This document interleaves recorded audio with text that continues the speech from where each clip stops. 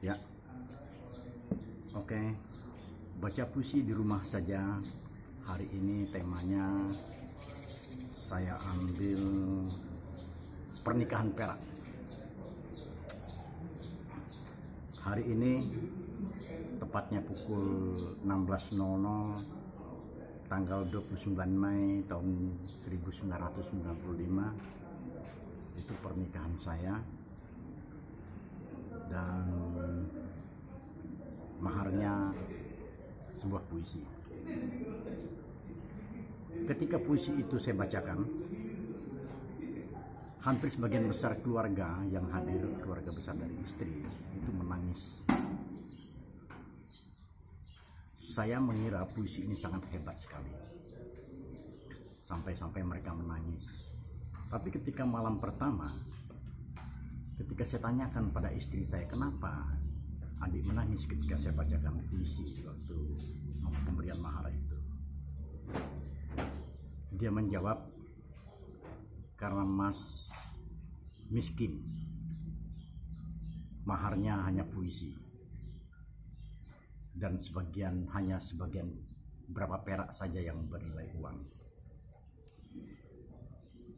Sementara teman-teman penyair di Indramayu yang saya undang seperti Fauzial Ayat Sabana, Nurman Sudibyo, Saptaguna, Supali Kasim, Yohanto Anugraha, mereka datang kemudian setelah setengah jam pernikahan berlangsung.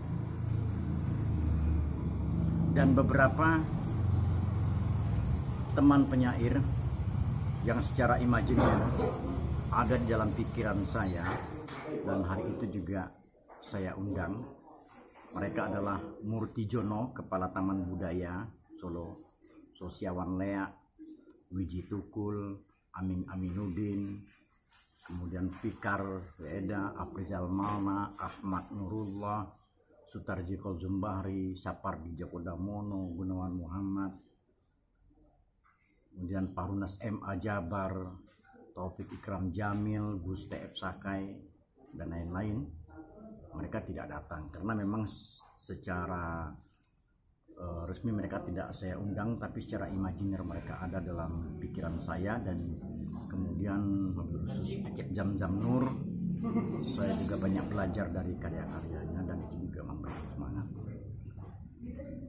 Dan ini puisi yang saya bacakan pada saat pernikahan itu. Catatan 4 untuk Ida semata. Di dunia lampu dan botol-botol, kucium aroma hidupmu. Di sebuah kondisi yang dikawin silangkan antara tradisi dan modernitas, antara ketabuhan dan keterbukaan, yang membuatku ketika itu terpuruk jauh dalam kebimbangan atas kesiapan dan ketidaksiapan untuk melebut hasrat keinginanku tentang warna hidupmu yang telah menjerat darah langkahku pada puncak-puncak petualangan dari tahun-tahun kegilaan yang ditumbuhkan oleh satu dunia imajinasi. Ida, sebagai penyair yang hidup di jalan-jalan, sebentar lagi kunikah kawini kau di tengah budaya belang dengan kultur ekonomi mengerikan, dan aku tak tahu siapakah kau yang akan kujadikan istri itu. Karena inilah sehingganya kau pernah bertanya, apakah puisi mampu menghidupi nafas anak-anak kita kelak?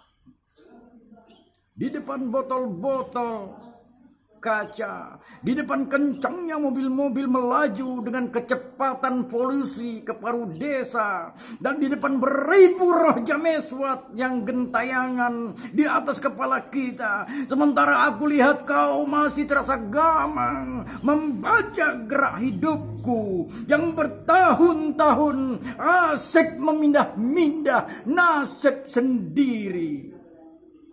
Kisah yang mengerikan, katamu.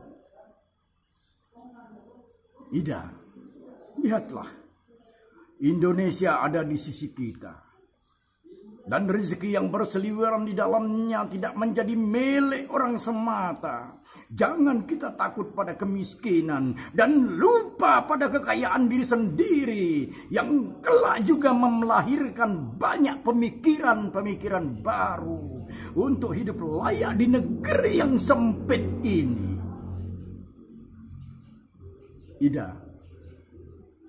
sebelum penghulu menyatukan ruh nyawa kita, sudah kususun mahar ini ketika Indonesia berlari. Dan kemudian hampir sebagian besar keluarga yang hadir pada saat itu menangis. Dan saya sangat sadar betul sebagai penyair yang hidup di jalan-jalan dan sulit sekali untuk bangkit, untuk menumbuhkan pengetahuan intelektual, dan sangat sulit sekali. Dan saya kira untuk menjadi seorang penyair bukanlah hal yang mudah, karena penyair bukan hanya menulis puisi, dan mereka adalah seorang pemimpin yang mampu memanage gerak hidupnya secara pribadi maupun keluarga. Dan kemudian tempat wilayah tinggalnya, kemudian baru berskala besar, negara. Terima kasih. Baca puisi di rumah saja.